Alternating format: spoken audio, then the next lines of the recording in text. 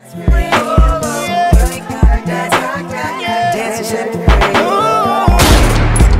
is America. Don't catch you slipping now. Hello everyone, I am Julian Moffit and welcome back to NOBULL. We've got a couple topics here for you this week. Some things that we want to go over, and I think that you'll find they're extremely pivotal to the furtherance of our democracy, and you might catch some tidbits of information that you didn't know was happening this week. So just stay with me and I will deliver you that news. Alright, so immigration didn't make it through the House once again this week. It wasn't really looking like it was going to anyway. There were two bills that were up for a vote this week and last week. They were both Republican-sponsored bills with no Democrat help whatsoever.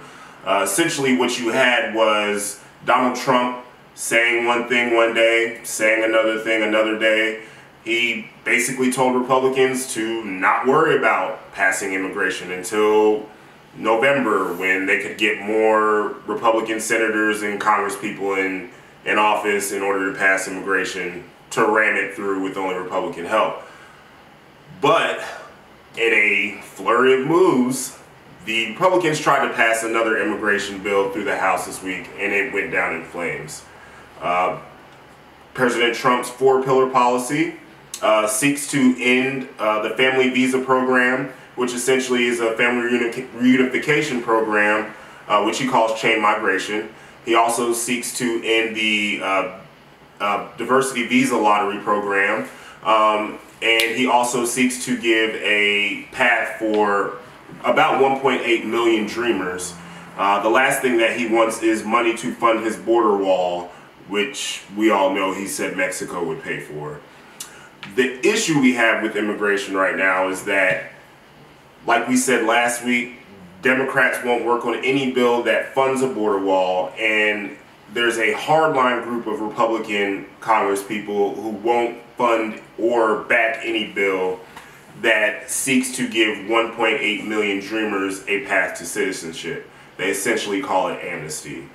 But what we do have right now is still a crisis, a humanitarian crisis at that, with over 2,000 children still separated from their parents. They're now scattered all over the country, and a lot of the parents still don't know where they are. So we'll have to see what ends up happening with that. Maybe we'll possibly be able to get a bill through that focuses on just the separations in itself. So stay tuned.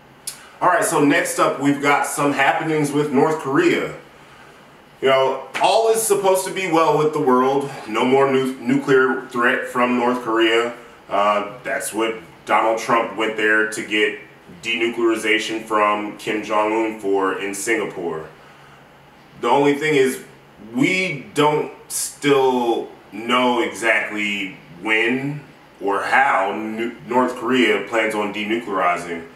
It was reported that the administration is seeking to get some timelines out of North Korea as to when they'll be hitting some of these denuclearization marks.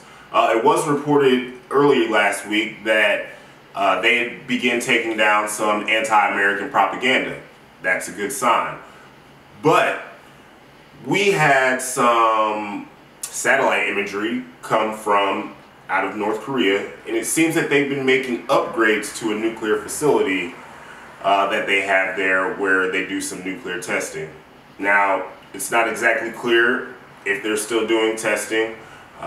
That's one reason why it's so much of an issue with North Korea to find out what's going on, because we have nobody on the ground in order to tell us whether that's actually happening or not. The only thing we can do is look down from satellites and see what's happening, and it looks like they're actually building on the nuclear facilities.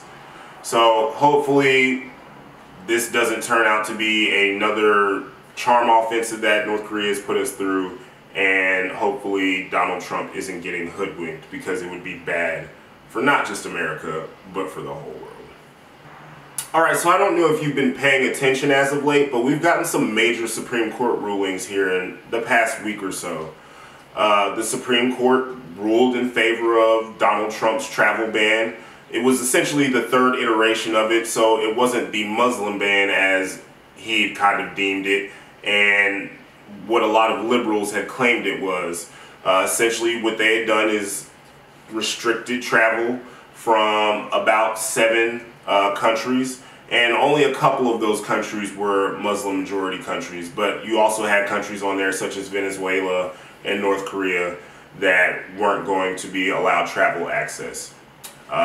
The court ruled that it was in a matter of national security, but there was also a dissenting opinion from the court stating that Donald Trump's words did kind of have a little ring of maybe some, I don't know how you say it, racism or xenophobia when it came to the way he talked about Muslims.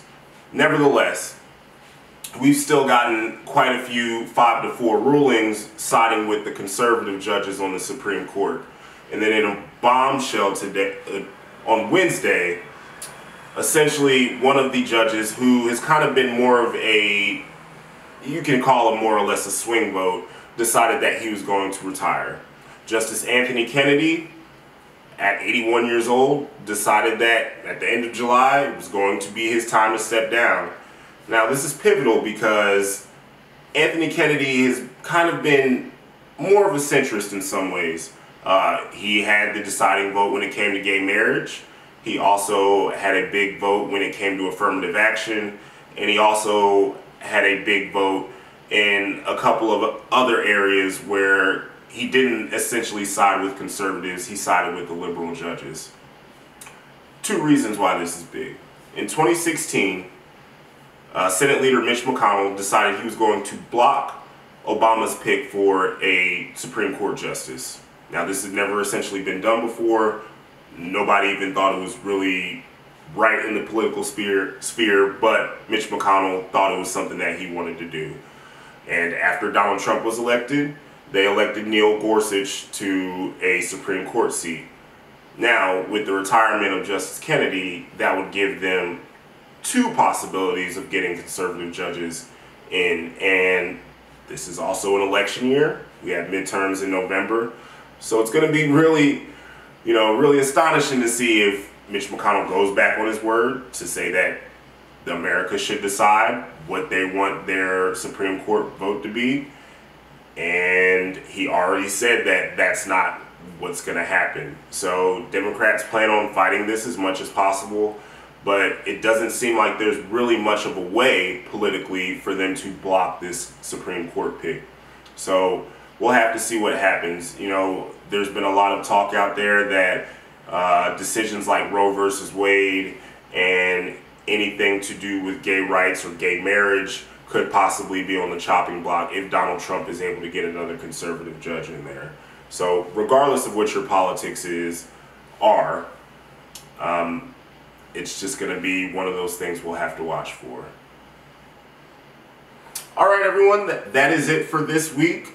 I know the episode was a little bit shorter than the last ones have been, but I'm trying to do rapid fire on these topics and see what it is that you guys like the best. Let me know down in the comments. If you haven't yet, follow me on Instagram, follow me on Twitter. Make sure you like and subscribe on the video. And like I said, let me know what you think. Give me some feedback. If there's anything that you'd like me to cover, then I will try to give you that factual information. I won't give you any bull. Thank you and have a good day.